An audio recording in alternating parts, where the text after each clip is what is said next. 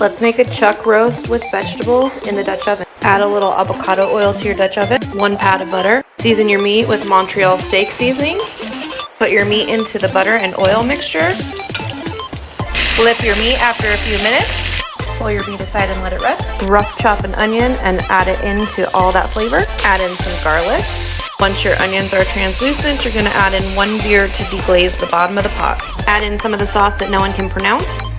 A little bit of balsamic vinegar. 2 tablespoons of tomato paste. A little bit of pepper.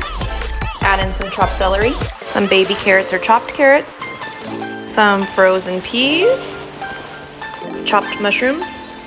Few bay leaves, a little bit of parsley flakes, 2 tablespoons of beef bouillon, and 3 cups of water. Top your meat with a Lipton soup packet.